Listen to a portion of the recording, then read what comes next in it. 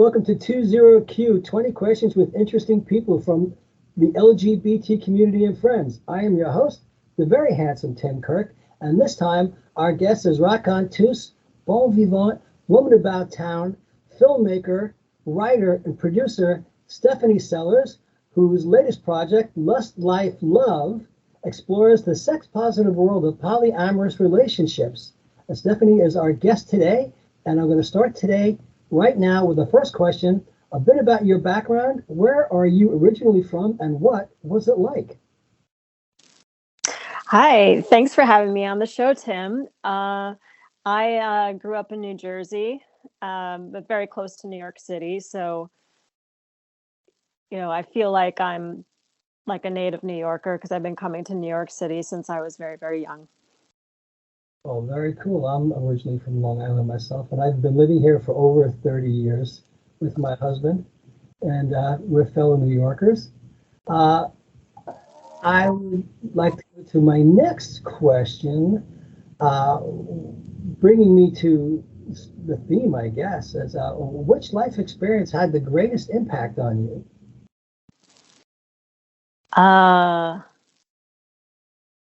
Like as a child or as an adult? It's hard to narrow it down to one life experience.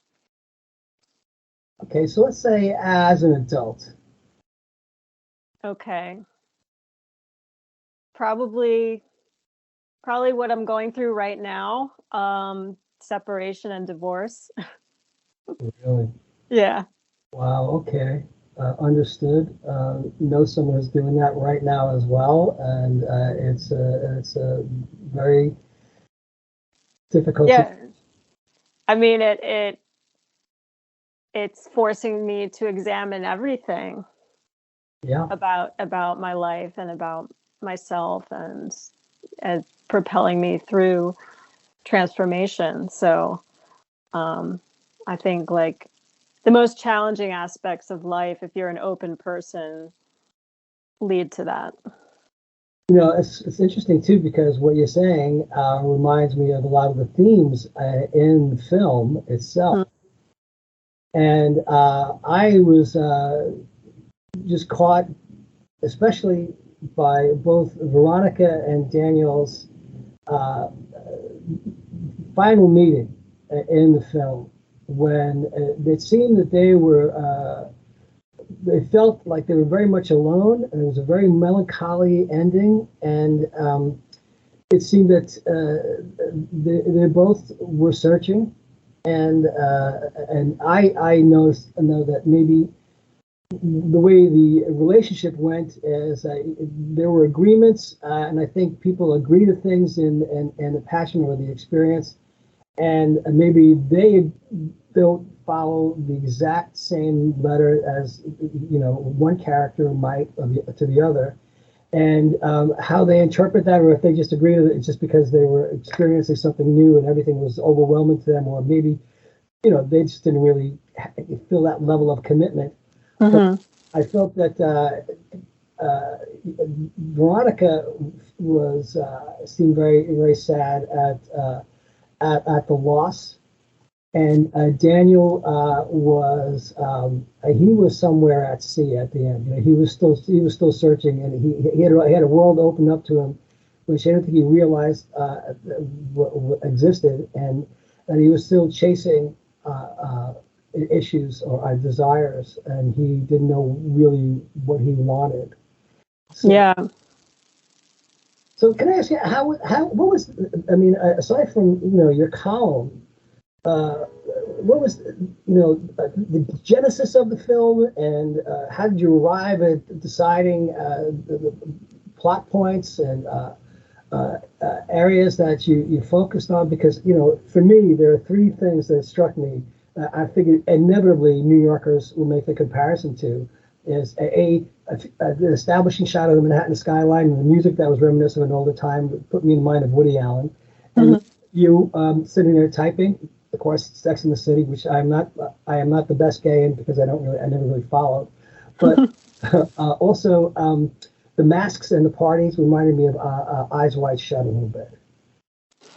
Yeah.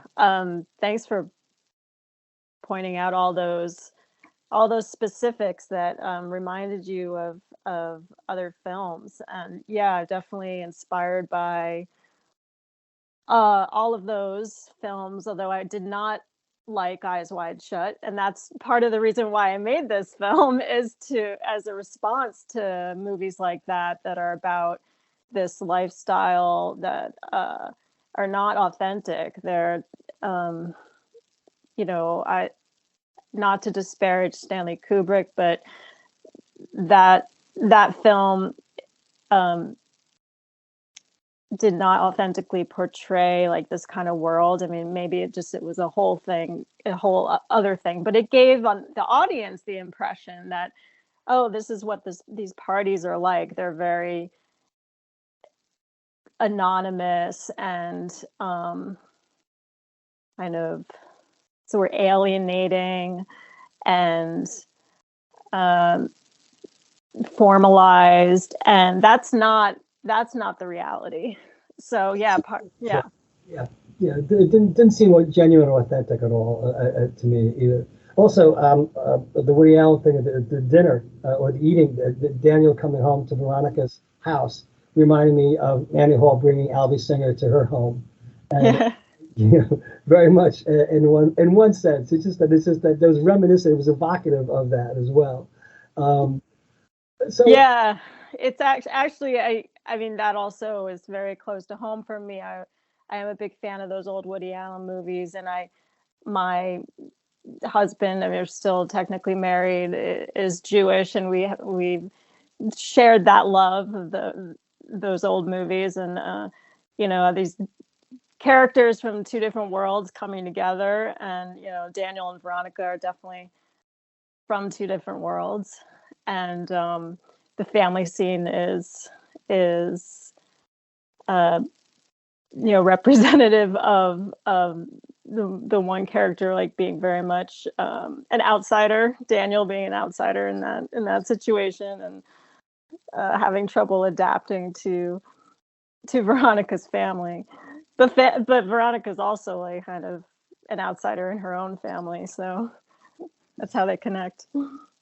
many of the people I've actually interviewed that had the black sheep experience, Yeah.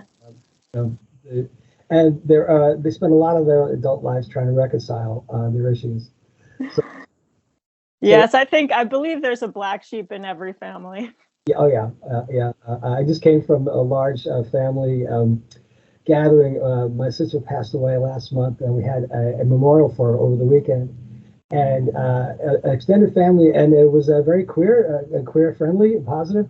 And there was a few people there who had bucked the trend, I guess, in the family, including myself. But I've been out for a long time, and I had nieces and other family members were there, but it wasn't that they were black sheep because they were a part of the LGBT community. It was because they had so, they had a lifelong history, which is less than conformist, put it that way. Yeah. Uh, Many things can make a black sheep. yeah, it doesn't have to be you're not particularly a good person, or you're just you're just not conforming to what people. Yeah.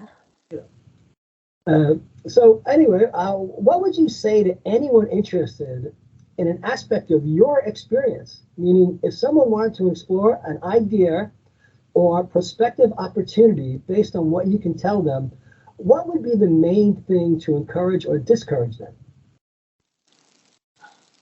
Well, yeah, I would say that if you're interested in polyamory or non-monogamy, watch my movie. And what I can tell you about my experience is to approach it with as much honesty as possible, but especially, like, honesty within yourself, like understanding your own needs and desires, and, like, your reasons for exploring non-monogamous relationships. And because if you understand yourself, then you'll have a better time, you know, understanding others. That applies to monogamy as well, but especially with polyamory, because the need for communication and boundaries and all these things that make a relationship functional and satisfying are even they're I think intensified, or it's magnified in polyamory, because when you have more than one partner, it's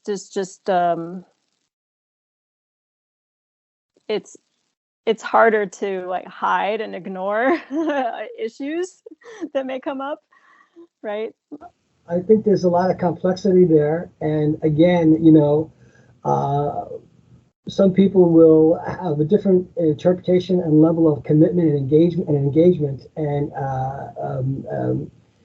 it's different for a lot of people. Now, me being gay man, having known so many people involved in all different types of relationships, and especially men who have are parents, and they were parents through a heterosexual relationship before they had their awakening, and the experience is of people going through the awareness and coming to grips with who they are and their partners. Some of them have been very supportive, and some of them have been outright animosity. One fellow I know, he came out to his wife at least 20 years ago. He had grown daughters, and he said still they can just barely be in the room at the same time now. The understanding of the experience of how they came to grips with. You said the husband came out to his wife? Yeah. Oh, was he gay or bisexual? No, he was gay. Oh, wow. Married another man now, and but he has two grown daughters. Both of his daughters are, I think, they're approaching 30. I have another guy. He's a psychiatrist.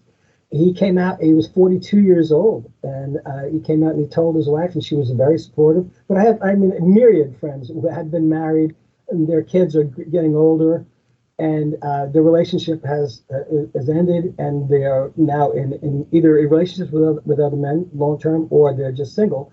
But they had a tumultuous experience. A number of them did. It wasn't this, Hallmark movie type of thing where everybody understands each other.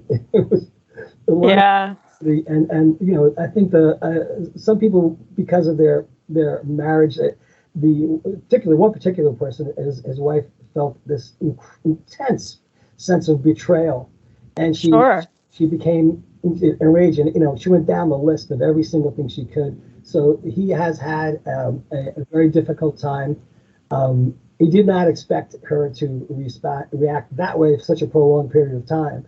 But I can understand, how having that response is because it's I guess she didn't have a clue maybe that this was the case, or didn't see it coming, but to like it suddenly like, oh, you're not the person I thought you were, and you're like, why didn't you come out sooner? And like, you've been lying to yourself and lying to me this whole time. So it's not so much about like not supporting sexual identity, sexual orientation. I think it's, being hit with like, what? You're not the person I thought you were. It's like, wow. I frame it as, because everybody does, especially when they first start a relationship, is you invest each other with attributes that you want the other person to live up to. Yeah. And I think there's an agreement if you get married and you follow a certain, especially a religion or whatever your belief system is, that when these bonds are broken, it crushes some people to the point where they can't trust other people, or and he is he's not unapologetic about it, but he's definitely uh, uh, comfortable with who he is. Right. And he does acknowledge that he had definitely deceived his wife. So it seems like a lot of these examples of people, that there was some disconnect within themselves. Like, I mean, obviously it's hard to come out and like, I mean, I came out to my parents as bisexual, and they're very conservative, and they didn't shun me, but they did not embrace it either. And yeah, I mean, that's hard no matter what, but it seems like in with all these examples that these people were like hiding from themselves, or like there was some disconnect. They weren't being honest with themselves, and that's what caused a lot of the drama and the betrayal and the tragedy. And it's all inner conflict too, and Yeah. they had to come to terms with it. And when they came to terms with it, it boiled up and over. I have a friend of mine whose son came out, and she is absolutely the supportive mom, and she's open-minded and liberal, and she embraced her son, and he was so torn up, and she's like, "It's fine, it's fine, Oh wow, yeah. we don't care. It's like, don't worry about it." And Yeah. he had just built it up into such, it's just this terrible guilt, this onus that their son had placed on himself. And she said, Wow. not in the least bit, and so you can see how Yeah. so many people make it, and it's something that's they're living inside their head, and Hmm. they're not being their authentic selves to themselves. So that's Right. the thing that I see is the problem for a lot of guys, because they can't picture themselves, or instead of just dealing with what is and seeing what happens, they want it to be something that they've got an idea in their mind, and they can never live up to that. Mm. Yeah. That's hard. That's a really that's a tremendous burden to put on yourself. Yeah. So I guess let's say talk about the film, but I mean, next question is your most noteworthy achievement. Um, the film is one of them. I mean, I have two MFAs, two Masters of Fine Arts degrees, one in film and one in creative writing. That So it was during my time in film school when the idea for Less Life Love generated. That's where I started writing the screenplay. Um, yeah, I'm very proud to have these degrees, and kind of for me puts a stamp of validation on my talent, my purpose, and I haven't yet made a lot of money on my art, so it's nice to have these degrees to acknowledge, what what I come here to create, and yeah. Well, one of my previous interviewees was a friend and a former coworker. He has been a tech writer, but he has written a number of award-winning books and screenplays, and he gets some, he's always posting about something. He's in the Venice Film Festival, he's in Cannes, and he gets a special award all the time. And he wrote a very well-received novel recently, and he told me trying to be a writer is like trying to be an astronaut. Yes. Yeah, making a living and doing that is the same thing. So yeah, I can see that you. But he's not. He's persistent, and he actually does really really well. And he's Irish American, and a lot of this stuff is focused on the experience in Ireland and Irish American life. Mm. Yes, that's a really good. That's his perspective. But he's straight, and he's married, and he's a really good guy. Um, but everybody has something that is their it's not their avocation, or it's their passion. And Yes. I think I hope so. I hope everybody has a passion. I think most people do to some degree.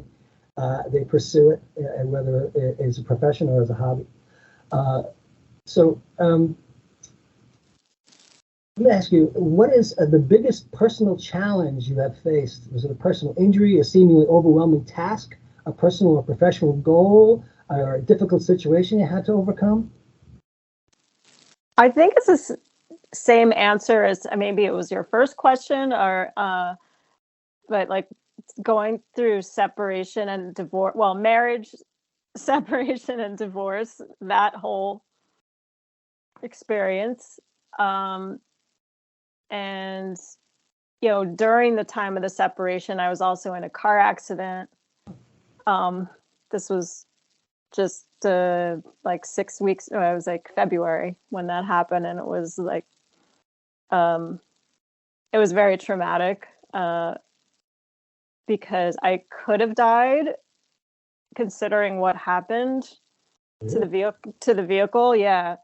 And I was completely conscious the entire time. I didn't black out, and I it was, yeah, like a near death experience in that way, like not knowing what how it was going to end because the car was flipping around multiple times sideways, and miraculously landed upright, and I didn't have I only had like very minor injuries, like nothing serious, like fully recovered physically. And the only lingering effect now is that I don't drive. I don't have a car, and I'm avoiding driving, and I'm afraid to drive. I understand the PTSD Yeah. experiences, and I actually know somebody who was T-boned upstate New York, and he was flown from the car, and he kept consciousness the entire time, and he has this heartbreaking story, and he has become the most serene person I've ever met in my life because of his experience. But he just it's just it's such a life changing experience. We've had living in Manhattan, and even though we live in Chelsea, we've been robbed several times, and once we had a home invasion at gunpoint. And the PTSD is something that lingers for far longer than people think. The awareness of this and coming to grips with the impact it has on you is an ongoing process. The resolution is that you resolve to deal with it, not that it's over. So I Yeah. understand. Um, so, what would you say was the transformational moment in your life? Was it a meaningful gift, a reason to belong to something, being a parent, good job, bad job?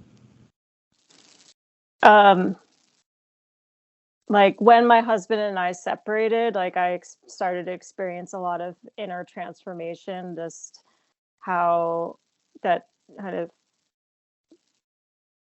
kind of goes back to my childhood traumas, like just feeling like there were certain things uh, that needed to happen in order for me to heal all that, and like this separation was a catalyst for a lot of transformation. And yeah, I think major breakups can have that effect. Yeah, I think a lot of people really, really have to do. Well, a lot of people do a lot of soul searching, and they think about a lot about their place in life. I'm at the point right now. I'm feeling like Willie Loman. The question of mortality starts coming into your life, and you start thinking about that differently. But I know people who have gone through breakups, and they don't even realize that they're giving away a little TMI when they have conversations because, as far as they're concerned, their conscious awareness of it has been reckoned with, but it hasn't really. And yeah, and they have to just curb their tongue a little bit, or remember the context of where they are when they make something, when they say something. It may not be something that other people feel comfortable with because it's just so overwhelming to them. It's like they're assuming it's a universal affirmative for everyone. And I think if you don't go through a major transformation after a breakup, you're just going to go. Well, most people they they repeat mistakes in subsequent relationships. So like they don't learn what they were meant to learn from the relationship that didn't work. And so they just end up in this cycle of, running into the same problems over and over again, whether they're attracted to the same types of people that trigger their flaws and faults that they need to confront. And if they don't want to confront them, then they'll just continue in that cycle, right? And I think, like, my film, um, uh, you could say that Veronica is confronted with some vulnerability within herself that she never really faced before, that Daniel kind of brings up in her. And so you could say that she's like at the beginning of that transformation by the end of the film. So that was interesting to me. It was Daniel, but also your friend, the character that Daniel, Maya. Maya, yeah, both of them, yes. Mm-hmm. Because I think that the issue was having a relationship with both of them, independent and together, and then having them seeing, because I see, like, look and see Veronica's face when she realizes that they're having a thing that she could be excluded from, and all of a sudden it hits her. Yeah. And you can see the look on her face when she's really, and I think she's just disappointed, or she feels a little bit alienated, and just, I think, surprised at the idea that they were continuing, or they were initiating, or whatever it was, the conducting a relationship that she was unaware of the depth, or how she was being excluded, and then she realized. Yeah. It's just like, it's not explicitly stated in the film, but it's like fear of abandonment, right? I think a lot of polyamorous people, they if they either have very secure attachment where they don't have this fear, and that's how they're like able to sustain multiple relationships without a tremendous conflict and drama. But then there are other people who are drawn to it because they're avoidant, or afraid of commitment.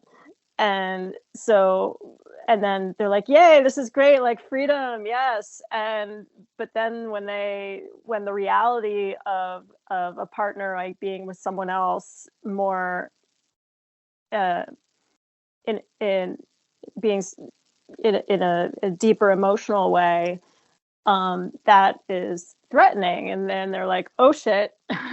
Yeah. This is not how I imagined it would be. So I think,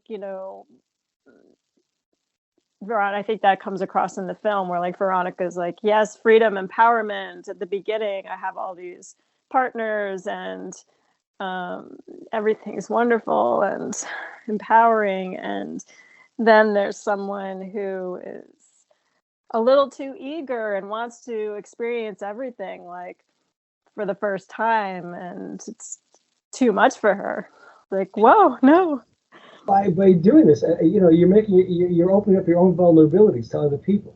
Yes. And you see how much easier it is to be hurt. Mm-hmm. There's a tremendous amount of trust in this type of experience, and it's one of the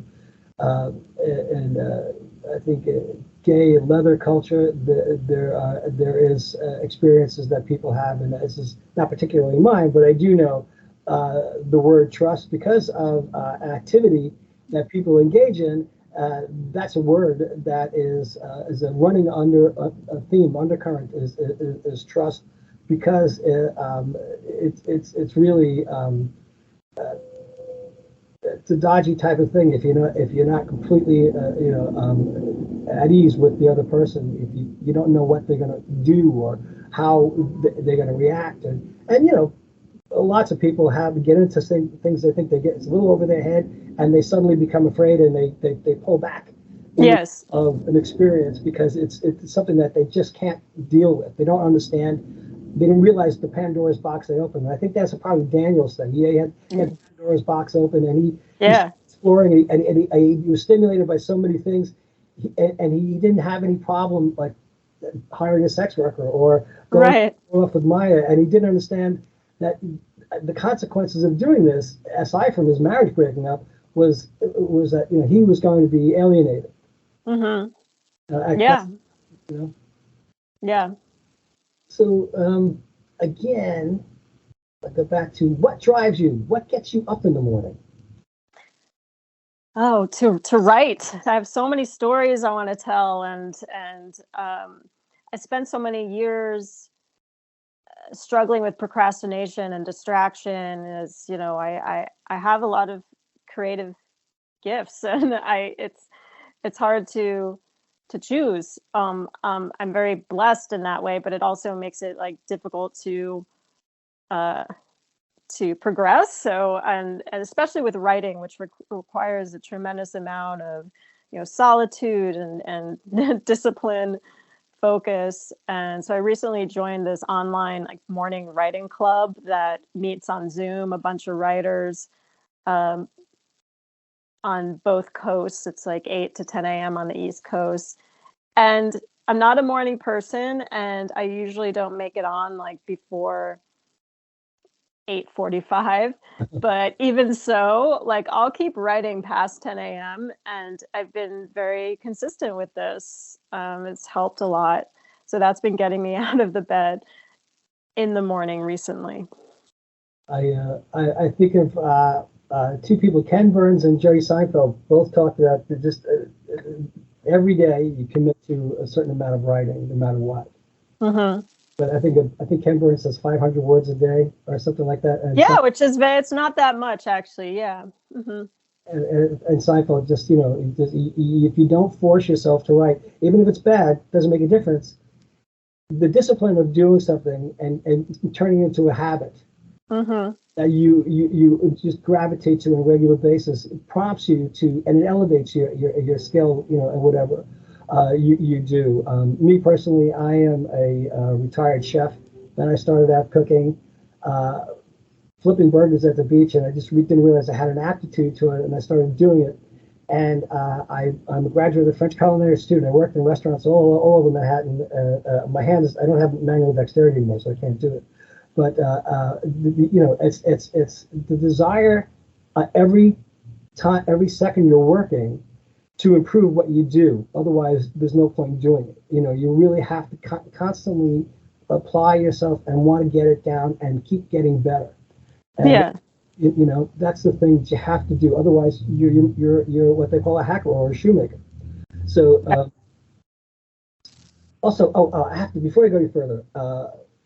Well, no, we'll get to that. We'll get to that. It's part of one of the questions.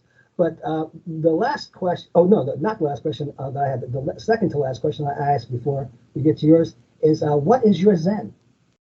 Oh, cats. Okay. I love cats, and they are like little Buddhas because they are so present, and I think all animals are perfect meditators, and just because they're present, they don't have the monkey minds, like the narratives and the dramas that we have. Um, so, We lost our pal. We had him for 17 and a half years. oh, He was my baby. We got him at Biden when he was a kitten, and he was my best pal in the whole wide world. I still miss him dearly every day. And, yeah. we just, he chilled me out all the time, and I was so happy to be bossed around by him.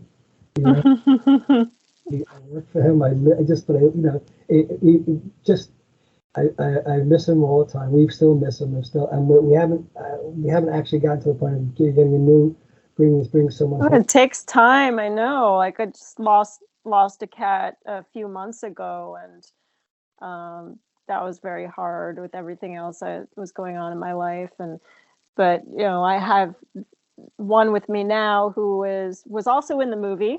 This cat, Minnie Munch is her real name. Her name is Lulu in the film, but Yes. she's like my soul kitty. She just brings so much comfort and bliss and happiness, and helps like bring me back to the moment. Yes. I know. So you have a cat in the plate behind you. Is that a cat? Oh, what are you seeing behind me on Yes, that is a cat on a plate, Yes. and my cat is right there. He's right there. Oh, there you are. That's right. Hello, sweetie. And I noticed you had a cat mug, and you dressed Yes, the cat at one of the parties. that's right. I definitely gave that, put that aspect of myself onto Veronica. Um, you know, the So I think it's a really good color for the character. Anyway, just yeah, because you don't make a point of uh, discussing in detail the cat. It's just like it's the cat's there. Everything mhm, about cats is present in your life. So you're referring as a viewer that obviously you're a cat person. yeah. But it's also, I think, narratively, I don't know if you interpreted it this way, but how like cats can be very capricious and territorial and but also very loyal, and these are like qualities that like Veronica and her experiences of jealousy, it's almost like a territorial cat, right? Good insight. I didn't actually come to think of that as being cat related, but it makes an Yeah. awful sense. It's interwoven into the psyche of Yeah. the character. Um, okay, so this is my last of my 10 questions. And this is the one that people have given me a wide variety of answers and it's very fun. Some have been very, very abstract, some have been very concrete. It's the threshold. Oh, yeah. No going back. You've left, the wall has been closed up behind you, and there's nothing you can do about it. How did you know when you arrived there? How did you feel to cross it? What was the significance to you? What did you leave behind? What are you glad you left behind? And what do you regret leaving behind? Good question. I don't think there's only one threshold in life, that I'll for the sake of the question, I'll pick one, and that is like the first time I was truly in love and my heart was broken, and so that was between the ages of 20 and 22, early 20s, and so having never like been in love before, and to have that experience, like that's a huge threshold, right? Because you can never go back to not knowing what love is, right? and then and then to go from that to having your heart broken, like that experience is like, wow, like getting the rug pulled out from under you, like nothing in childhood compares to that kind of experience. And I mean, maybe it will bring up things from childhood, but just to it just I remember feeling like a loss of innocence. Like I can never go back to the innocence of yearning for love, and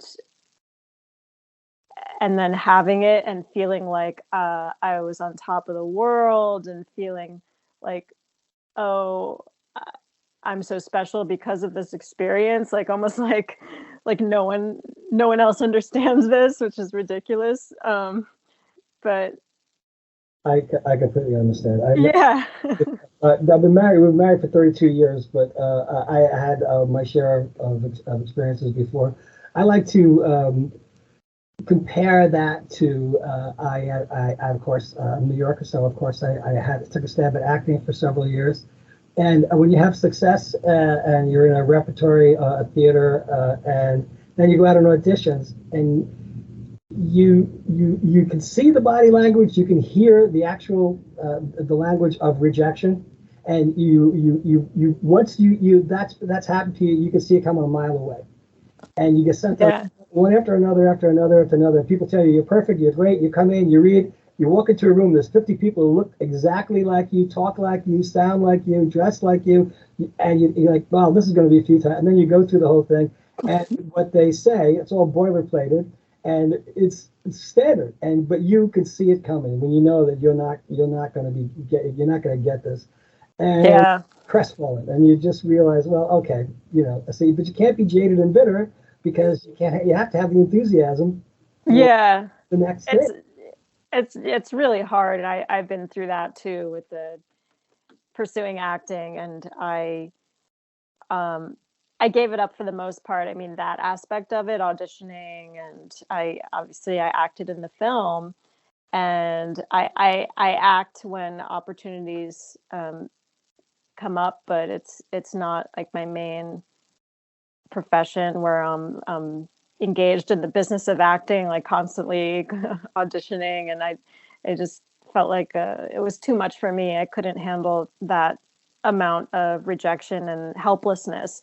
But for me, and writing is more empowering because I'm doing it. No one can take that away from me, right? Yes. I mean, I may be my writing may be rejected by magazines and publishers, but the writing is still there, as opposed, to that, as opposed to acting. Well, you can't. I mean, unless you produce your own work, and I think that a lot of people turn to that. A lot of actors turn to producing their own work because of this frustration that you're describing. Yeah, and I found that one of the things that I used to irk me was it never ends. It never ever ends with people. They're forever talking about something someone else said about them, Mm-hmm. as opposed to having your own sense of self-esteem. Mm-hmm. You have to constantly cite any minuscule thing that gives you that affirms you. And Mm-hmm. I think the insecurity feeds is fed on something else, and you looking for something to validate you, and it's this monster that eats people up, and it's a terrible thing. You have to have a specific type of personality. You have to be very sturdy to take the rejection, and to maintain the optimism and the self confidence and self esteem. I So mean, the positive side is that if you're able to sustain it, is that you develop resilience, yes, and you'll just be a stronger person, and be able to deal with whatever rejection comes your way, and not let it affect your like inner s- sense of identity and value. Like you're like your own value. You don't need other people to validate that for you. And I think the same thing with broken hearts, having your heart broken, is if you manage to fully feel the pain, and you don't avoid it or self medicate, or run into a new relationship too soon. If I mean, I made a lot of mistakes after the first broken heart, and that's probably why, like, um later on, I had a lot of problems in relationships, but like this time I fully felt all the pain and the grief, and I didn't avoid it, and I'm more resilient now, and I know that I cannot base my value on another person, and just like Veronica ends up at the end of the film. Like, you have to love yourself before you can like really truly love another person. you have to absolutely do that. That's something I learned a long time ago, was the absolute necessity of being able to not only love yourself but also understand there are going to be times where you're going to be alone, and you have to Yeah. how to like yourself. You know. Yeah, absolutely. And just being okay with being alone, like not feeling like you have to have a partner to be whole, to feel complete. Like you should already feel complete within yourself, and having a partner or partners is just adds to your life fulfillment. It's not. It's yeah.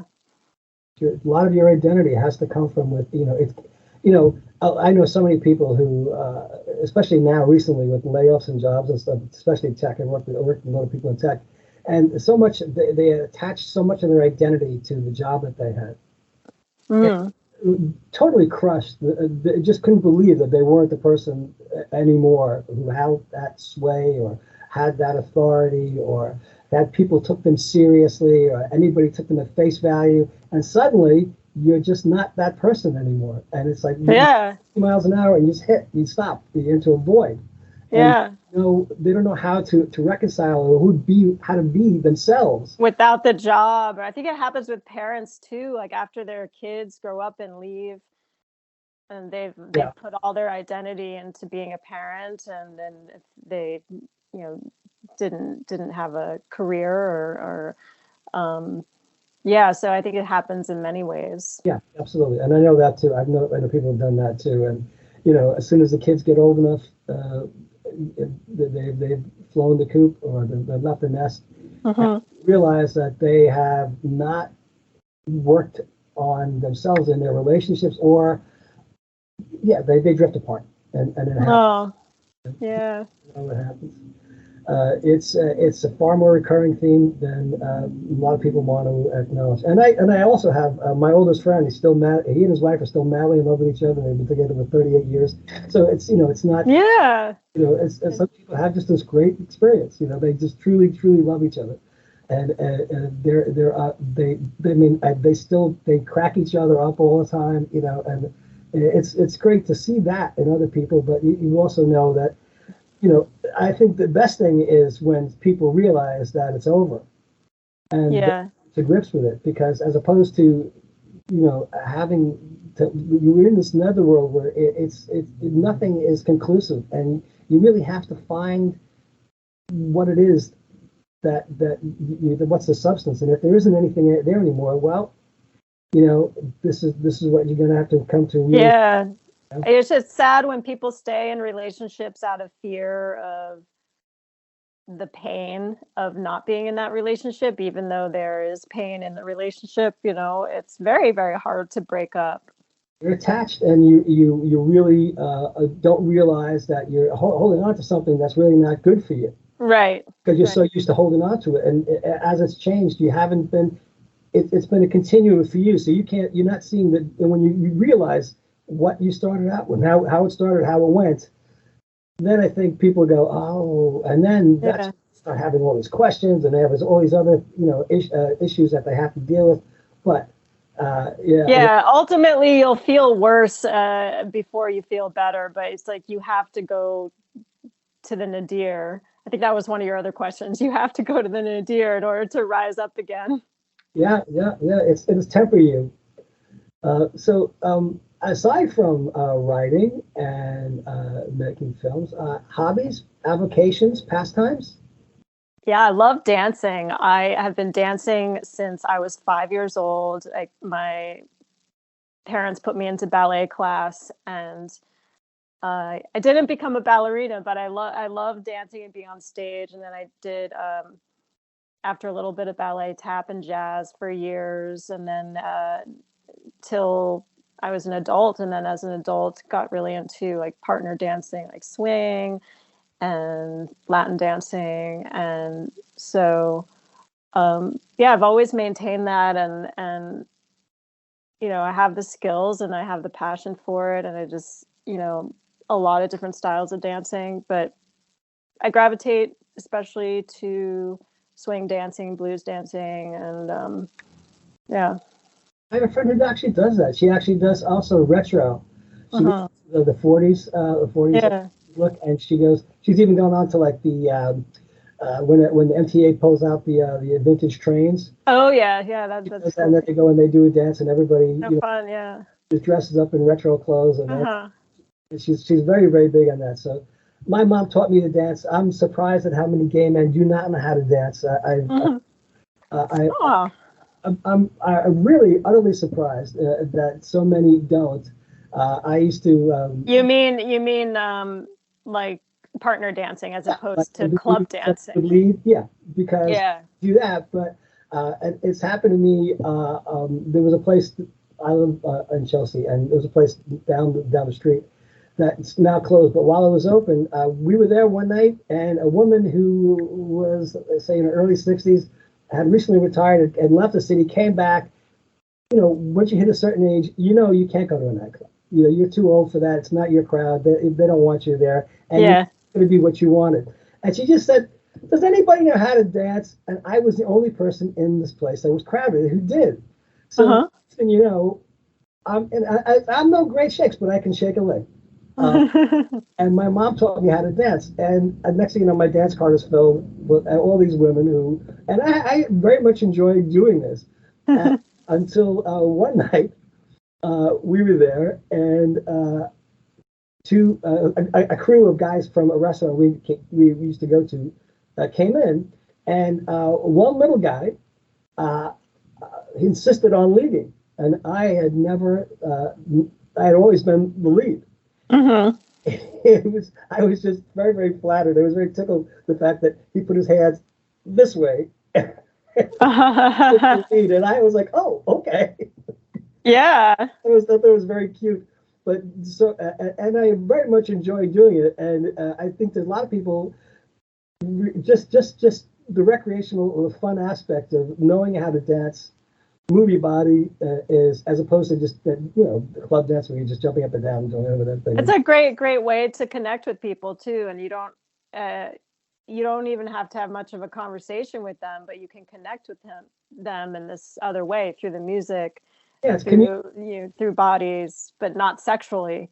Yeah. And that's nice too, to like have physical contact with another person without the pressure of it like being sexual. It was very pleasurable, you know, and plus I you know, you do commune with them, with each other. Yes. You know, it's unspoken. You don't have to. You're just enjoying each other's company, and you know, you make small talk while you're doing it, and it's nothing heavy, but it's just a very enjoyable experience, and it spreads like goodwill and good cheer, and you know, you a little bit of amity there when you're doing that. So I think that's. I've also experienced like sensuality dancing with people, but where it's just like contained in the dance, right? And like we're both in it, but then it's not like, oh, like, do you want to go out for a date? You know, it's just in the dance itself, and I love that. Yeah, that's true. And I would say that was my experience with this little guy who took the lead. I was very tickled by the whole thing. And, it existed only in that experience, you know. Yeah, it's a beautiful thing. Yes, it is. So my next question is, who do you read? Right now, I'm reading a book by George Saunders, "Swim in the Pond in the Rain," where he there's a selection of Russian short stories, and he analyzes them, gives his take on them, and it's a really good book for writers, because it's all about like, why does this story work? Why is this story good? What is it about this story? Other than that, you know, I'm right now I'm reading a lot of self-help books, like because of what I'm going through. Books on emotionally immature parents, books on let's see what I have here, women who love too much. I'm reading heart wounds, like relationship books. But I read novels, I read memoirs. I read a lot of creative nonfiction in the past few years when I was doing the MFA in creative writing. I read everything.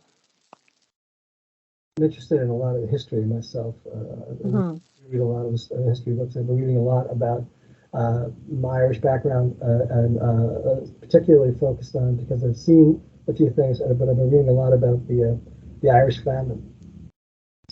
And profound effect it had on the culture. And the thing about the last weekend was my sister, because she chose to let go. She was very ill and she let go. So she planned out the memorial, and the request was that it was to celebrate her Irish heritage. Oh, wow. We had a guy in a kilt playing the bagpipes, and we had step dancers there. And my nephew actually rented a portable Irish pub that was on a trailer and a hitch, and he went inside. It was an Irish pub, and Mm. I'm very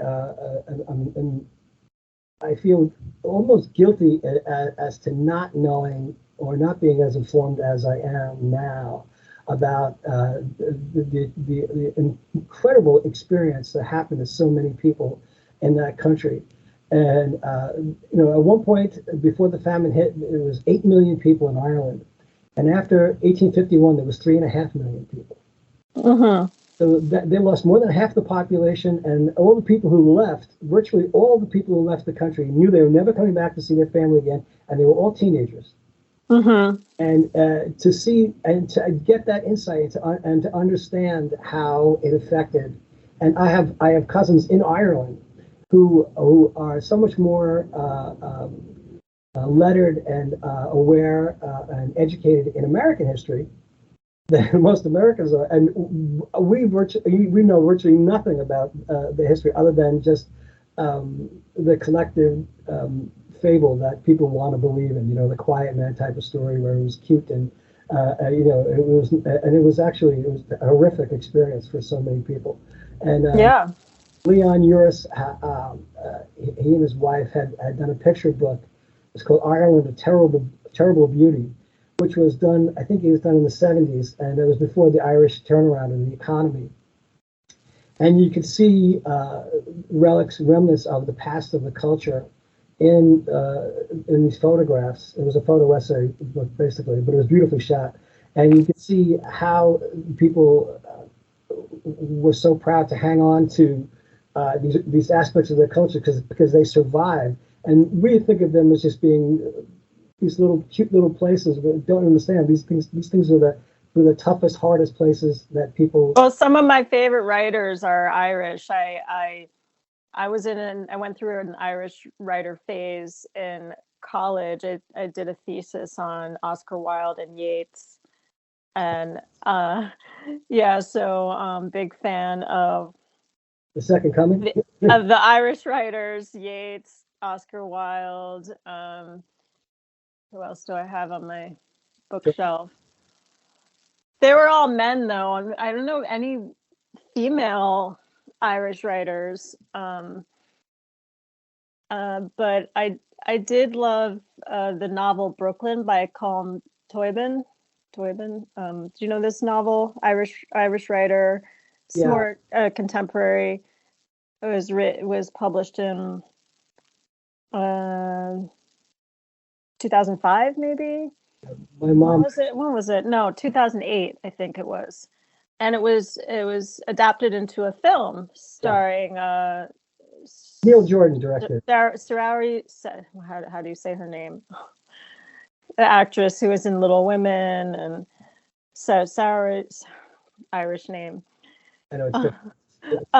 But about a young Irish woman traveling by boat to New York in the 1950s and living in a boarding house and falling in love with this Italian immigrant. It's a beautiful, beautiful love story, and uh, yeah, I recommend that one.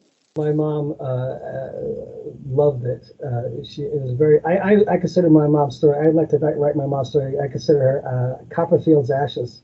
She's a combination of David Copperfield and Angela's Ashes. Yeah, yeah, yeah. Torment. And when she came to America, she married my father. She had been living in England, and they met on Christmas in 1952, and they were married in Christmas 1951. They were married September 1952. My father was in the Air Force, and he was recalled after World War Two, World War Two, and he didn't know if he was going to Korea or England, and he wanted to in England. He met my mother, took her back, and she said there were so many parallels between that character and her life.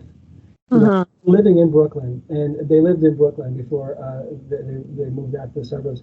It was heartbreaking for her and heart tugging. She loved it. That was very similar to her story. So, Yeah, just that whole experience of just trying to find your way in a completely foreign culture. That's still an experience that so many millions of people have today. Is all the immigration that happens, and and that's the thing. We don't understand it. It's one thing I don't understand white people. yeah, I don't understand. I don't understand how gay people can be so elitist to each other once they've grown up being rejected and bullied right. and then they do exactly the same thing to other people as soon as it happens to them. It is hard. White people and they like you came over. You experienced such a your ancestors went through such a torment, such an ordeal. Mm-hmm. Have no awareness of how you treat other people who are going through the exact same thing. And it Sure. boggles my mind that you can't extend this to other people, or that you just are completely unaware of this. You know, Yeah, there are parallels, so like between the immigrant experience and the queer experience. I think because it's uh, you know facing discrimination, obviously hate, um, uh, not getting jobs, that kind of competition, and yeah, I think for me, the idea, the marginalization of gay people up until, and I will say this, up until Clinton had out people in the White House, mm, uh, the nobody thought of you as being other than the stereotype. And being out, I remember I was working as a temp in for Credit Lyonnais, and I was working in project finance. And they were all very nice, and there was two queer people in there as well. There was a queer woman and a queer man, and they were both very successful. And they were elitists. They were very much Pines people, or he was very much Pines person. And they lived at the tippy top of the iceberg. mm, We didn't. I wasn't. I was a pro as far as they're concerned. But one of the guys in the department, and I thought it was just I thought I gave off queer no matter what. And a grown man working as a temp after I couldn't work in restaurants anymore. Uh, uh, you know, you just wonder why this guy didn't come to the logical conclusion. But once he found out that I was gay, we got on an elevator to go to the office, to go up to the office from the ground floor, and he stood on the other side of the elevator against the wall as if I was going to infect him. whoa, Grimace on his face, and he this pained expression. I was just like, wow, really? And I was also I've been gay bashed several times, and I was gay bashed in places where I was like, this is Manhattan in the '90s, and I'm in a place where I'm inveterate at what I was doing. mm-hmm. I knew the industry so much better than these people who were new to this, and I was blackballed and I was gay bashed, and I couldn't understand how these people who were so primitive and tribal had got away with doing this. Yeah. And they are. So I understand. I'm sorry you went through that. That sounds awful. It's that's helped me grow as a human being too. Give me insight into what other people suffer. So. Yes, I yes. definitely relate to other people's struggles, and I can see how the dignity so many people have, and I can see how they're able to maintain their sense of self-esteem. And when somebody, it's almost always out of ignorance, but they just don't, or they're emotionally, intellectually immature people, and how they're arrogance, I guess, in being and thinking that there is no repercussion, there's no consequence for their behavior, or that the people are just going to just accept this, being shuttered off in this at a second-class status. It's amazing to me to Mm-hmm. you look at people and you just can't believe you're looking at somebody say these things with complete impunity, and you look at the people who are suffering from this. And I have more respect for you now because you kept your composure and Mm-hmm. you didn't react because you know better. But still, I am devastated whenever I see this. But I think it's usually stems from something that they fear within themselves that they just can't handle, and so they project it out on other people that, you know, trigger this fear in themselves, like, you know, some latent queer desires of their own that they don't want to confront. And Oh, that's more than I remember one day many years ago. I was out for a Sunday brunch, having a few drinks with my husband, and went to a bar that place we met, which was actually became a Mamafuku, but in the early '90s, it was very popular. And I went in there with my husband, and I see this guy standing at the end of the bar, and he's been playing softball, and he's a little bit liquored up, and he, I'm looking at him going, I know this guy. I, I went to high school with this guy. I walked over to him and talked to him, and I introduced myself, and it turns out we were classmates. And he immediately apologized because he was cruising me. And I said, "You don't have to apologize because we're both together." And he said, "Oh yeah, right." And then he proceeded to tell me all the people that we grew up with, who went to high school with, who were gay, who were closeted, and they were the worst bullies. oh yeah, it's not surprising, right? Yeah. You know, Uh-huh. what do you know? You know, and then of course, here's the weird thing too: is either if they're not gay because you are someone that they knew, in their mind, we're best pals. So they think that we're all cool now, right? Well, I'll Oh, say, you mean the people who were the former bullies yeah, now that they, you yeah, know that you're gay, and they're like, "Oh yeah, okay, I'm cool with gay people now." yes, Is that what you're saying? Yeah, okay. right? You know, well, I don't quite remember it like that, you know, my life, but uh, that's what happens, you know, the distant time, and they think their misperception or their recollection of things is, I didn't really like being threatened with my life, you know, Mhm. and they don't remember it that way because they've had this moment of epiphany at some point in their life, or they're just, or they've come out. Oh yeah, that's they often sometimes they don't remember the bullying that they do, because I confronted a bully of mine at a high school reunion, this guy who sexually harassed me for months and ended up becoming a big reality TV producer. And so at the reunion, I confronted him about what happened, and he didn't remember. He honestly didn't remember it. And he was shocked, and then we had a conversation like away from the party, um, and where I told him more about my experience and the details of it and how I felt and how it affected me. And he was remorseful, like, and he felt awful that he didn't remember and that he did that. And it was actually quite healing for me too. Yeah, yeah, um I've had that too, where people have I've expressed certain things, and there's loads of stories I could tell you about people who said, they had relationships with other guys, and when they were teenagers, and then when they go back to their hometown, the guy's married and has a family, and not only did they reject him out of hand, but it was one of those things where it is innocently, naively thinking you can just look somebody up and go to knock on their door and being met cold and having the door slam in their face. And mm-mm. there's that, and then there's the other thing where people who are become much more socially aware, and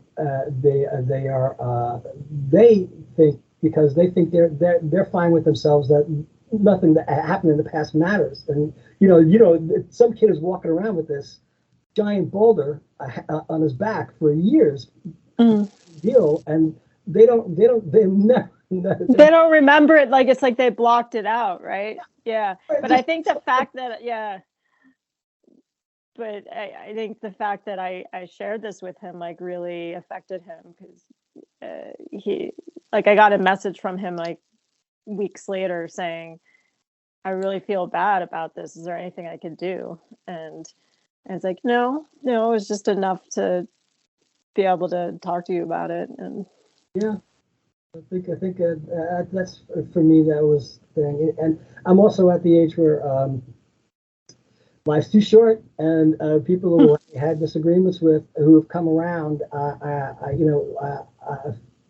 forgive. I can't forget, but I don't. It's not as prominent as it was. yeah, it doesn't have the charge, or like it's like not weighing you down in the Yeah, same way as it used to. Yeah, I get that.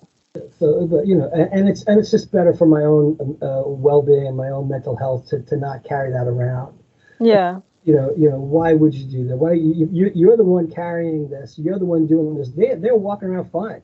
So Right, right, right. yes, why should you do? Why should it shouldn't be? The onus should not be on you to Hmm. have something that you have an unresolved issue because someone was abusive to you or pushed you to the corners.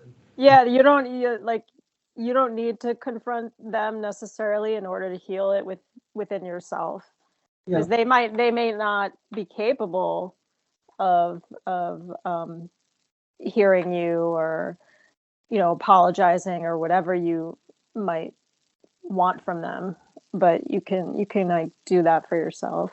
and Yeah. you've taken them by surprise and they've been unaware of this or they haven't dealt with it. And if you do, you're opening up a hornet's nest of their own issues. Sure, sure. So what do you want? I don't And want it might end up being more like re-traumatizing if they react badly. So it's sometimes it's better not to confront certain people. Yeah, and I think also that's like and to some degree it's that Frank Sinatra thing. It's just that I just live your life the best you can, act as if nothing had happened, and just keep going. Because if you were to give it, and no one likes a crybaby, baby, and if you carry this around, me personally, I'm living with 30 years later after being gay bashed, and I'm still dealing with a tremendous amount of physical issues after that happened. I was gay bashed right outside of the Spike too. I have to remember this. Wow. And it's one of those things where I'm not going to, first of all, I'm not going to complain and bring it up and make it a prominent aspect of my conversation with people, but I'm also just trying to be as nonchalant about it as my experience as possible because I don't want this to be a sticking point in my interactions with other people. I don't want Mhm. it to be the one thing that people think of me as. So Sure. why would you do that? Because it reduces you to a caricaturization of yourself. And I really would rather not that be. And also, I just having um, this experience with so many gay people is they have this, instead of just understanding that the resolution is to be living in a continuum. It's not going to be over. This thing where you think you have closure. It's like you think it's maybe 5% of what all the entire issue is. This Mm, is you're recognizing. So just it's going to come to you, and you don't want it to hit you like a ton of bricks at inopportune moments where all of a sure. sudden you'll be paralyzed in a social or professional or any type of setting. Uh, that's not what you got to do. So you don't want to carry it around, but you have to live your life. And Yeah. you have to do that. So I think that's one of the things that uh, dealing with this type of oppression, marginalization, and a trauma that you had with other people, it doesn't serve you in any way to make this predominant. I think it's great that when you can channel it into art, and or uh,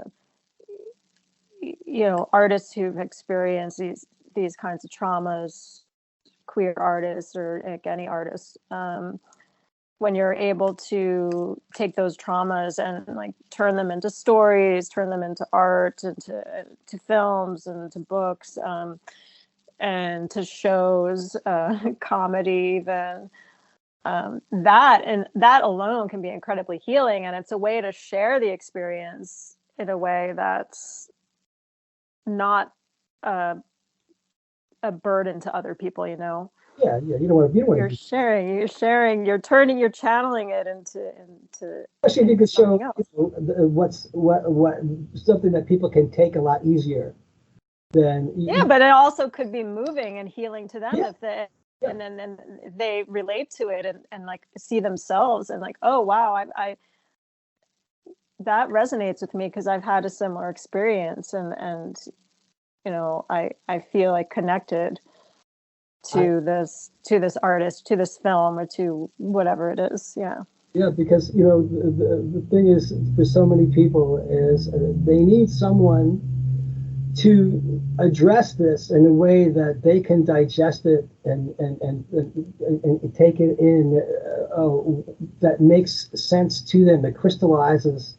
It's something that they can deal with as opposed to being flooded with a whole load of emotion and other issues that are corollary to this. If you Sure. start off giving people an idea, that's beautiful part about comedy. It crystallizes the, Mm-hmm. the essence of something, and you get it. Mm-hmm. As soon as Mm-hmm. you get it, and I think Mm-hmm. that's what a lot of people try to do. And Then using your trauma as material for art. That's a different thing. absolutely, to find a way to channel your experience and to do something that other people can relate to, and you're telling a great story. That's one thing. So next question is the strongest bond forged: personal, professional, social. Well, between my husband and this cat over here. Oh, yes, Yeah, I mean, um, I'm sure you understand as a married man, um, that kind of bond when you choose to marry someone is enormous. I mean, people people also marry for superficial reasons, or they marry when there isn't that much of a bond there. But for me, it was a 16-year relationship, so really. longest relationship Yeah, in my life, and adult relationship, and yeah. we have. So My dad had a saying in my family. My dad's he'd be 100 if he was alive this year. And he's every time any of my sisters got engaged, he told all my brothers-in-law, no backseas. And mm, we all believe in that. So all six of us were married. I have three sisters, one just passed, and two brothers. We're all married, and we are people who, you're in it. Once you're married. So for better, for worse, or for whatever it is. yeah, Some of them have, we all have ups and downs, but the experience of being committed to somebody in us, instilled in us. I can't speak for everybody, but because we know plenty of people. Me personally, I could not believe when I came in when I first moved into the city. At a meeting, I was the only person who was not the child of divorce. And I think that's just something that my friends that I grew up with, all of them, everybody's married, stays married. They've been married, for in excess of 35 years, and yeah, it's just that we just the way we grew up, how we just happen to have this thing. Well, there was a few divorces around us, but for the most part, we grew up with parents that stayed with each other, and that was just the thing is that it was very functional marriage. yeah. Even though it's very common now. It's still traumatic for a child to experience divorce of their parents. It's very like my husband had he experienced that. My parents are still married. Um, but my husband I was his second marriage actually. So it's sadly will be his second divorce, I guess. But yeah,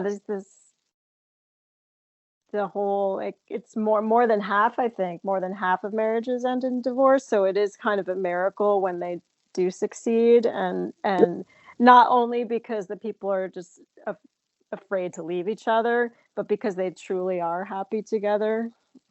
Yeah, and the thing that got me so much was struck me so much. It was such a common theme was uh, not realizing how you place your parents on a pedestal, and then when they're divorced, that kind of evaporates, and they have a completely different disposition towards either or both of their parents than they had when they were together. And Mm. and say these things, I was so taken just by how could you say, my father's a jerk, or Mm. he kind of come around, or what he did to my mom, or you know people talking about substance abuse issues or whatever it is, and they're very very matter of fact about it. It's something that would never be brought up in apply conversation with me growing up. And they're so used to this, they're so jaded, and they get used to this at Mm. a young age. So they have a completely different experience than I did, and I had, I guess, much more of a babe in the woods until I was, over 30. I didn't have. Mm. It was something that I had to deal with. I had to actually acclimate to the idea that so many people were children of divorces. I mean, we talk about, holidays going one to one and having to go to another, and then issues that they had with their parents that I never had with my parents. My parents were very accepting, and they were loving until the end, and they were great to me, and I didn't have any of those issues. And they all talk about stuff that's just, it's so melodramatic to me, that they had to go through this, and it's an ongoing thing. And I never, well, I guess now a lot of people have, parents have deceased, because everyone's getting on in life, or somebody has gone. But just the idea that you don't view your parents in the very traditional view that kids were brought up to think of, and it's one of those things that it just struck me so hard.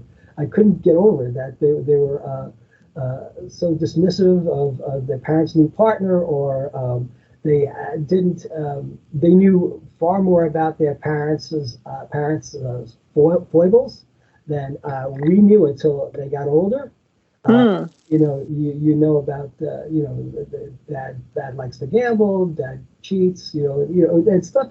I would never ever hear this stuff in conversation. And they were, by the time they were 18 years old, their parents had been divorced for 6 years, and they were used to, like, Do you what. think that made them more cynical about marriage for themselves, or commitment? Some not. Some very Mm. very happy to and eager to be. They found the right person, and Yeah. the woman who I told you about, her son was so tormented. She was a child of divorce, and she met the guy she was in love with at a young age, and they were together, and they've been married for at least 30 years, and, Wow. and they're very happy, and other, Yeah. they had a very, it's a matter of, they are cynical, they are Yeah. they are It difficult. affects everyone differently. Yeah, absolutely. So next question is, what is your quest? The thing you must do at one point in your life above all else. Yeah. Above all else is to write all of the stories that I have in my head, at least that are in my head right now, that novels, other, I mean, I'm sure I'll have more ideas when I'm older, but just to manifest as many of them as possible while I'm on this earth. Do you think of the story being a complete story when you start writing, or do you just start and see where you're going? Uh, Somewhere in the middle of that. if it's purely fiction, like not really inspired by my life experience, then that has a little bit more mystery to it. But I do tend to write, like, my fiction is often inspired by life experience, and so I am able to see like the whole arc of the story, but it's just more about how is it going to be structured, or how will it be fictionalized, um and what is, you connecting all the pieces together. That's more about the process. That's what the process is for me. I thought, I was thinking of that watching the different parts of the film, especially when the characters were in the documentary setting and Yeah. coming from the parties and then going back to the personal life. And there's a juxtaposition there. And I was, curious as to how you formulated the ideas to present this and Mm. get this, because I don't know if this came from your experience. Yeah. Yeah. So, parallels between me and Veronica are that, so Veronica's a blogger, sex relationship blogger, writes about her experiences. I did write a column, actually, which you mentioned at the beginning of our interview. Um, I Yeah, so took the whole column thing and updated it to blog. Some of the other characters are based on people I've known, people I was in relationships with, and like Veronica loves cats like I do. There are a lot of parallels for sure. I was never part of a documentary, so that's complete fiction. Although there was a time when uh, there was a documentary filmmaker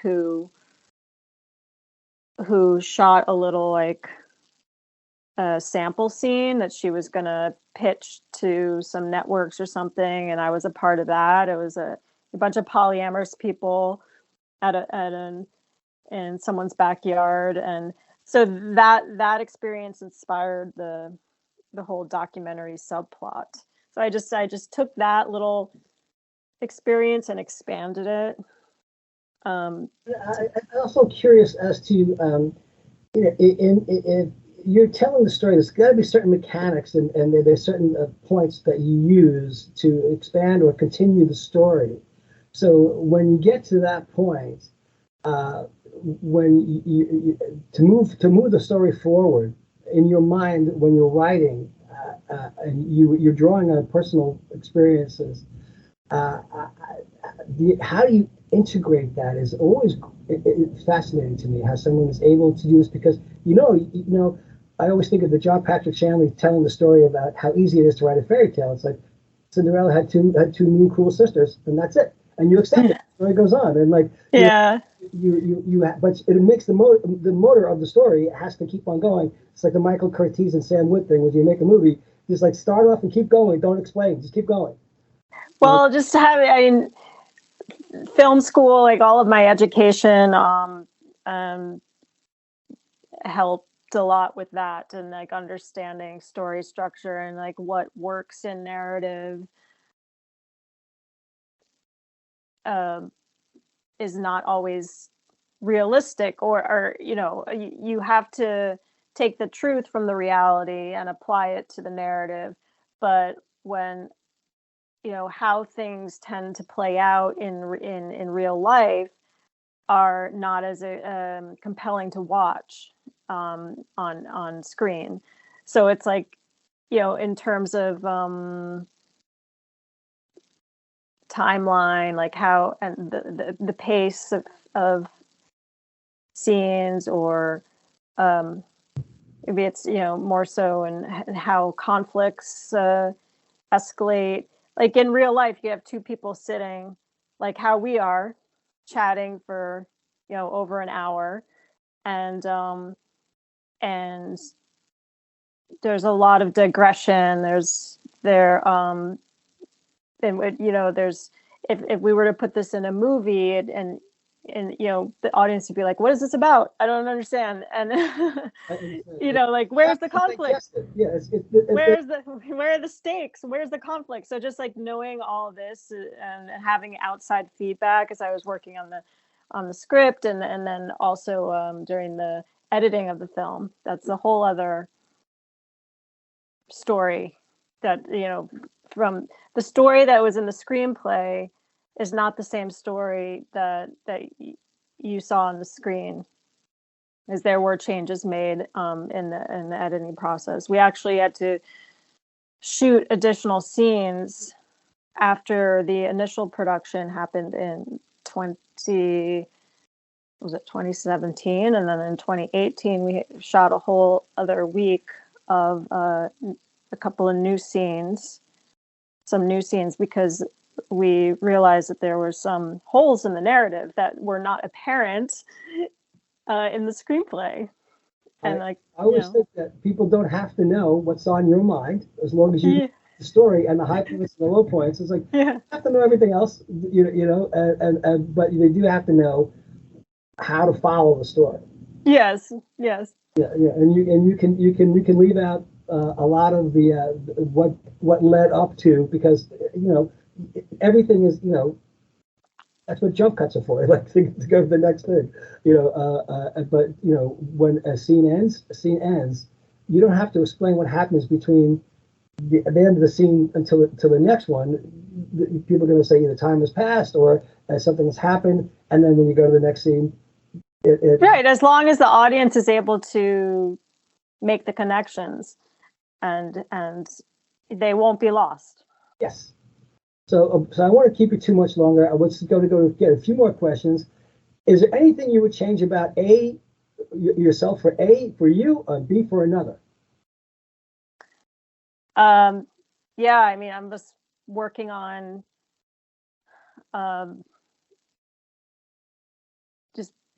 healing a lot of myself right now, and just things that have held me back in my life, that have affected my relationships, and aspects of myself that need to be healed from, you know, old traumas. And and my relationship to money, but I don't think there's anything worth changing for another person. I think that if someone else wants me to change something about myself, then that's not a person I want to be with. Unless it's like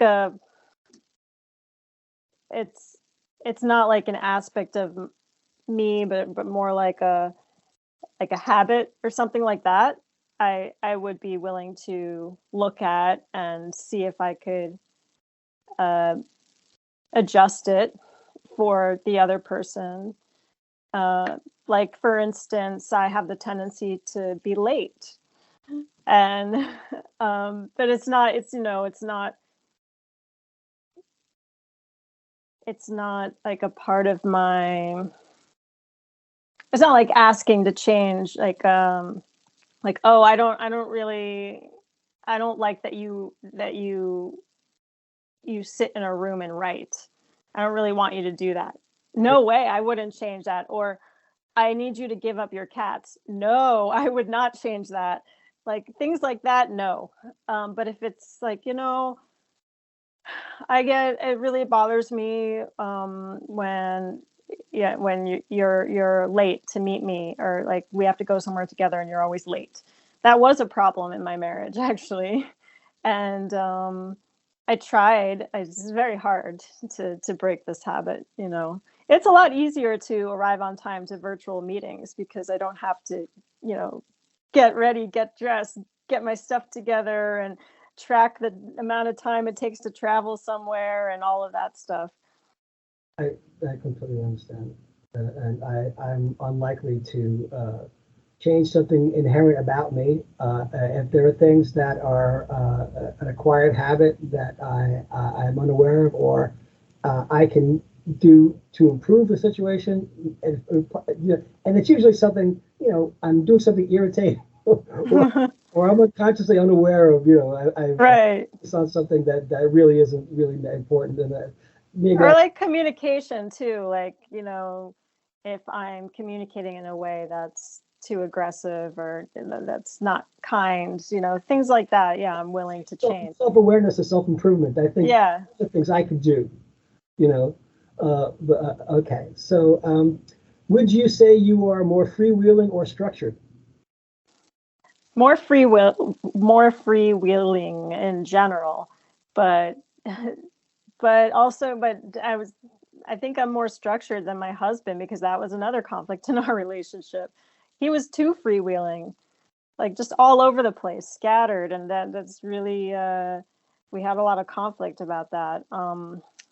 And so like I'm freewheeling and in a lot of ways, and I'd say in my attitudes, my openness toward relationships and sexuality, and I love adventurous travel, like being spontaneous.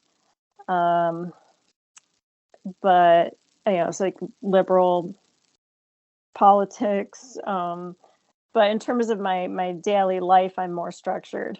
Like I have my little routines.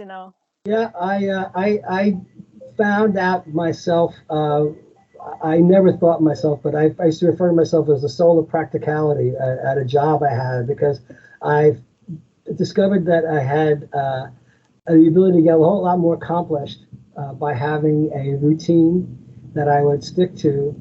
And I never thought that was really going to be something that I would be in, consciously employing.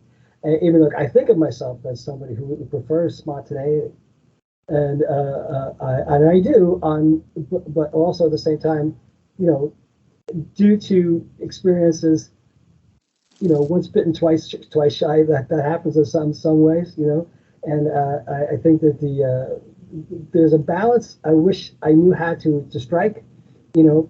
So I tend to be a little bit more, especially having cooked this such a long time. That's structure, Oh and yeah. you know what you have to do in order to get something done. And I also say in order to a lot, because people don't think that something. They think a lot of people always think things take care of themselves. Like, no, they don't. You Oh, have and the timing of cooking is very important. If you mess up the timing of to, the structure, then things get burned or they preparation, don't get cooked properly. Yeah. and it's very analogous to construction work. Mm. Just you have to, you're putting things together. But that's something that I never ever thought of myself until much later in my life, and then it occurred to me that I thrive doing things structured, even though I've had this, spur of the moment type of thing. In my mind, I am that person. I'm a free spirit. Yeah, yeah. You so what is now? This is a good one too, because I've had this too. This has been people have given me so many specific examples. Mm. What is the most grievous offense you have to deal with on a day-to-day basis from others? Gets under your skin, rudeness, sloppiness, carelessness, something you have no room for in your mental landscape, the thing that irks you, someone not closing the door or repeatedly mispronouncing something, stuff like that. Yeah, such a great question. I get really annoyed with people uh, who are on their phones, who talk on their phones in public places, like in trains or buses, in public transportation, uh, maybe in restaurants or cafes, but more like public transportation, where they're having a really loud business call or personal call, as if they're by themselves in the bathroom, or in their own home, just or in their office. No, they make the public place their office, and they don't care how loud they are, how long the conversation is, and that really irks me. Elevators is the one that gets me. Yeah. Elevators is like we're all in this meeting now. Oh, okay. I And agree. also people who don't turn their phones off in theaters, and they text in theaters and don't realize that the light of their phone is really bright and distracting from the screen. Like that really, I hate that. I had one of my friends. I interviewed him. He works at Astor Place, and he would go someplace for lunch every day, and he would see people who deliberately uh, parked in a no parking zone and in Mm, traffic jams, and it just got him. It just got so under his skin because yeah. see them come into this place to get lunch, and they left this thing out there, and they were so inconsiderate, and it made his blood boil. So Yeah. you Same know, thing with me in a theater. Like I will go up to people and ask them to turn their phones off or to turn the light down or to hide their phone because I it really distracts me. Like I get fixated on it and then I can't it takes my attention away from the show, whether it's a play. This has happened in theaters, like live theater, and also movie theaters. More so in movie theaters, people having the lights on their phones, texting. I'm like, why are you here? yeah, I don't understand that either. I mean, I don't understand people who feel the important need to text while they're crossing the street. Oh yeah, that This is is I have to be this. I have to be the hall monitor because I'm walking down the sidewalk. I'm walking on the sidewalk, and they're not paying attention where they're going, and you're going to yeah, straight into me if you yeah, put that thing down. And also, when you're online at like Whole yeah, Trader Joe's, it's like if you put that thing down, I don't know why you want to be here for longer. Just put that yeah, thing down, and we'll get out of here real fast. As yeah, yeah, yeah, making this some sort of ordeal. So, yeah. so that's something that there's always something that bothers people. That's one of my things. Or of course, other people who get in your way when you're trying to look for the train on the subway. You know, hey, that's Yeah, my job. yeah, yeah. Uh, so, what is your abiding passion? What do you care about most? I mean, making art. I think this is a theme with a lot of my answers. Just fulfilling my purpose, which I believe is to um, take my suffering and turn them into stories and art that moves people, that maybe makes a difference and somehow in small ways in people's lives. And I can tell you, your film really stuck with me. You know, I just saw that there was people who there was a certain amount of anguish and both Daniel and Veronica's characters, and I felt real empathy for both of them. But at the same time, I also felt a little Daniel. I was like, you know, you're suffering, but we're all our own worst enemies. I think, you know, and he showed that because he to me, you know, he was being his own worst enemy, not realizing that he had to come to grips with things because he didn't seem to understand that the consequences of his actions right. were making him be alone, was driving him away from people. Yeah, that's why they're ultimately mismatched because she has far more experience than him with polyamory, and she's almost at the other end where she's questioning, like, do I even want to keep doing this? I don't know. I don't know what I want, and he's just starting, and yeah, it's all about. He's very young about it. It's Yeah, like yeah, and he didn't have a an ethic defined for himself. I think. yeah, yeah. Um, so of course I'm going to ask you, and I pretty much have an answer. Tell me about your relationship with the animal kingdom.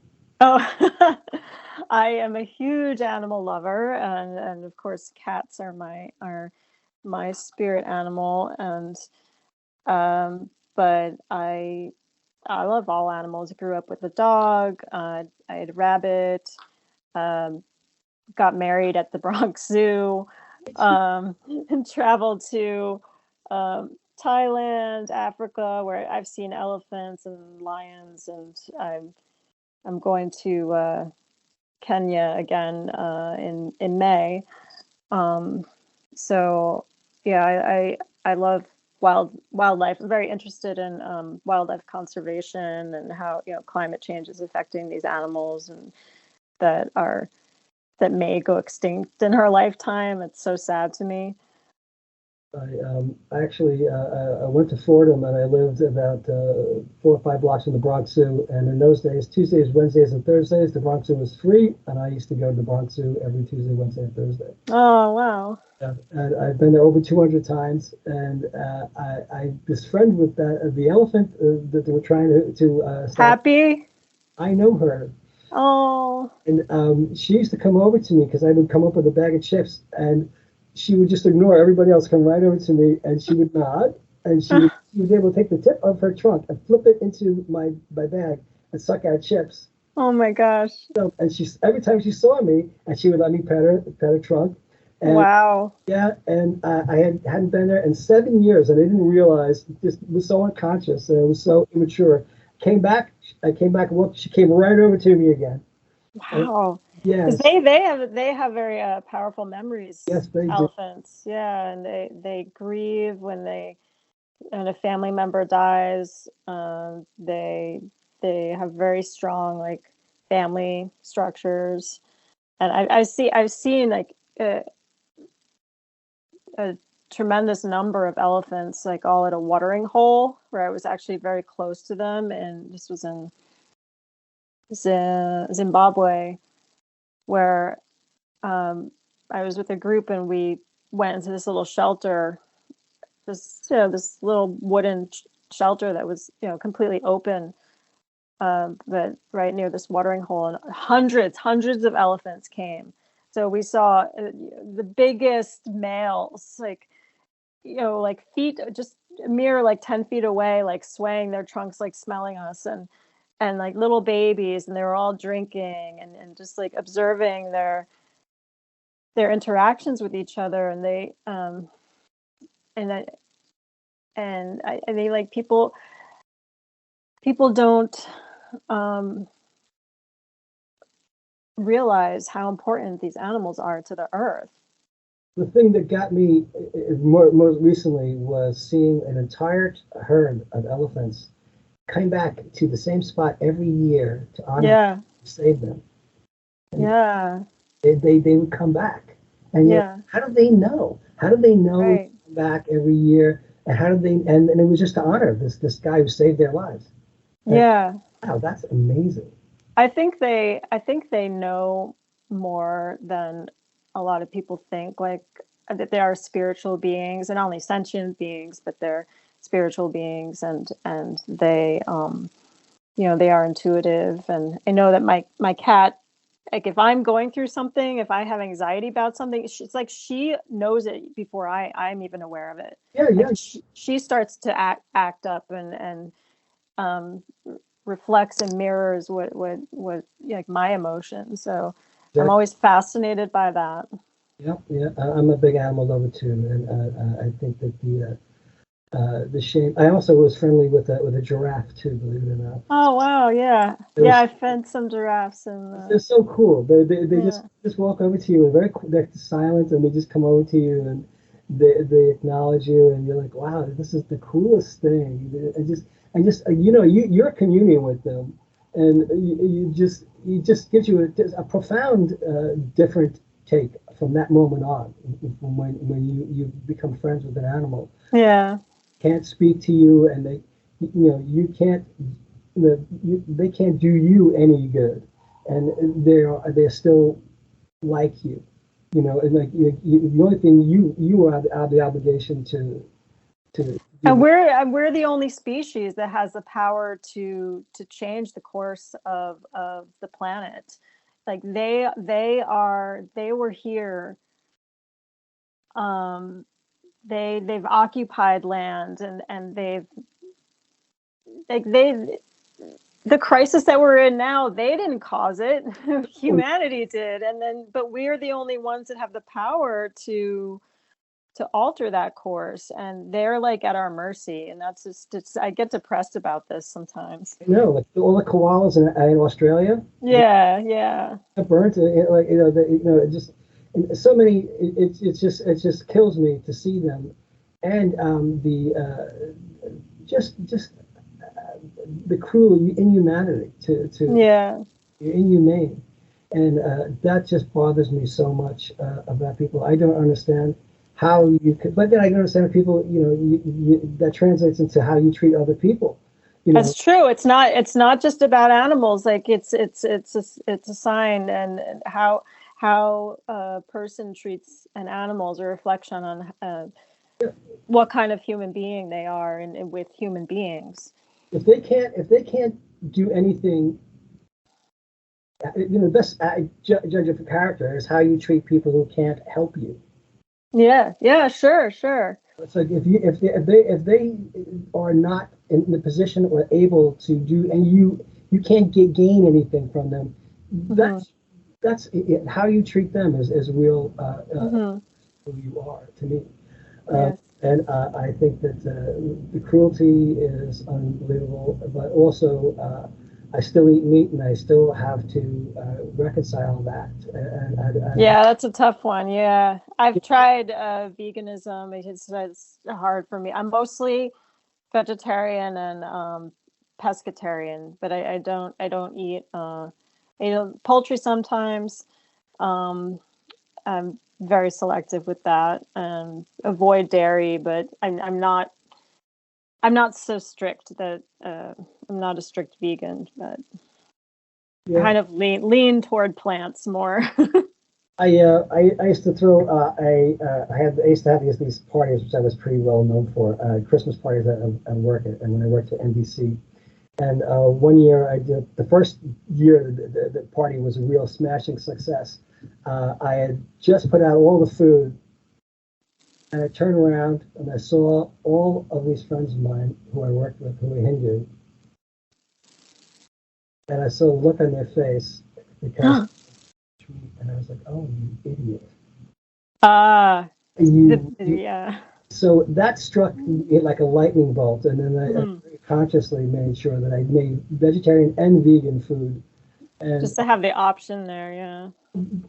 when I would make huge mounds of chili nachos for people at one point, they I was made sure they asked, "You're making this again, right?" And I was more flattering than to be asked by people who don't eat meat to make sure. And I did a whole load of things that were, cold stuff. It was easy. And it's actually more challenging, actually, to come up with something and understand, Mm, how to cook something, uh, yeah, to prepare anyway. yeah. So the last question is there anything that comes effortlessly to you, which is considered impressive to others? Hmm. I don't think this was one of my questions, but is there anything that comes effortlessly to me that's impressive to others? Uh, Maybe like speaking French. Oh, wow, my husband would love to talk to you. He's been studying for the last 4 or 5 years. He loves it. He just loves it. Uh-huh. Have a conversation. Also, having been in the restaurant business, we know a lot of people with French in Belgium. So Hmm. just he just has conversations with them, and they're correcting him, or they're telling him that he's very good, or and he loves to speak French. So that's fantastic. Yeah, I studied it and was studied in France, and I became pretty fluent. I was fluent. I still have a fluency, but I've lost a lot of vocabulary because I'm not speaking it. I'm not practicing it, but I'm still able to be fluent when I do speak it. And apparently, I mean, the French tell me that I have really good accent. So, Great. I was fluent in German at one point, and then I lost that altogether. I've had conversational German with a few people who are very kind. They put up with. I'm not nowhere near any of that. So that takes us to the end of the questions. And and before we go, is there anything else you'd like to add? just that my film is available to watch on multiple VOD platforms. So please check it out. You can go to lustlifelove.com, and there are links there that will take you to the platforms where you can rent or buy the film. And also you can follow me on social media at _Stephanie Sellars on Instagram, and Lust Life Love movie on Facebook, and Stephanie Sellars on Facebook as well. And yeah, so thanks for having me on the show. It was a delight. So many great questions that turned into very interesting. These questions, just you never know where they're going to take you, right?